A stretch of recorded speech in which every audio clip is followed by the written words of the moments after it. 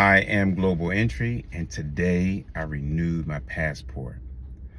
So you have three options. One of them is that you can actually apply for your renewal online. Once you submit your application online, your passport immediately becomes invalid. So keep that in mind. Make sure you go through all the requirements and whether you qualify to apply online. Next is you can download that renewal application. It will look like this. Okay. And so one of the things that they require is they say, stop.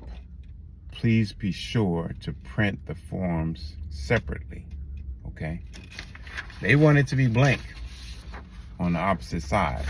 Okay. So the other thing that you're going to need is you're going to need your passport pictures. Now you have multiple places that you can go. You can go to CVS, you can go to Walgreens, and if you have AAA, they also do that. Even if you don't have AAA, if you decide to go to a AAA office, they will do it. Okay. So what's important to do is to make sure, and they instruct you to staple your picture in the square, and you're going to staple on the corners. So you're going to staple here, here, here, here, as close to the edge as possible on the picture. What you'll also notice on the top is you have the option of getting a U.S. passport book or a U.S. passport card. Okay, I'm renewing my passport, so I'm getting U.S. passport book, and I have the option of getting the regular book or the large book. Okay, I'm opting for the large book because sometimes I need visas and that takes up more pages, but the cost doesn't change. The price of your passport is the same whether you get the large book or whether you get the regular book. So keep that in mind. Won't hurt to have more pages, right? So the next thing is you'll need to submit your original passport. You'll need to submit a check or money order. If you decide to use a personal check, so let me say personal check, in the memo box, and on that line, you're going to write your name and you're going to also put your birth date. Okay. The cost is $130. If you want to have it expedited, it's an additional $60 on top of that, depending on how soon you need to travel. Okay. So also there is where you send your application, passport, and fee in.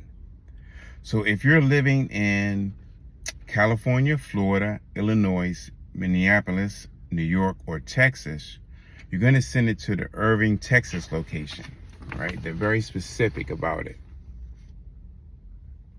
And then here, if you're living anywhere else, including Canada, you're going to send it to the Philadelphia location. And if you're having it expedited, you're also going to send it to the Philadelphia location. But everything is right here on the application. All right. They encourage you to get tracking on it. So if you send it priority mail or next day, then you're guaranteed tracking. Okay. And depending on when you send it will depend on how quickly you will be able to get it back. If you're sending it like April, May, June, this is times when people are initiating getting their passport for the first time and also renewing. And so the return of your passport may take a little longer, or your first time passport may take longer. If you're doing it in January, February, March, you have a better option of getting your passport back quicker. Okay.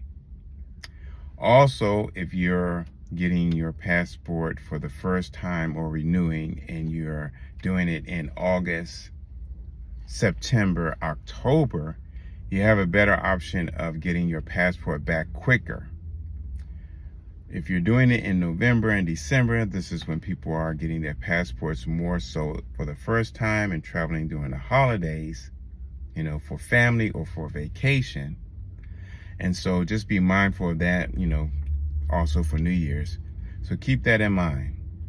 And that's it. I am Global Entry, and I'm out.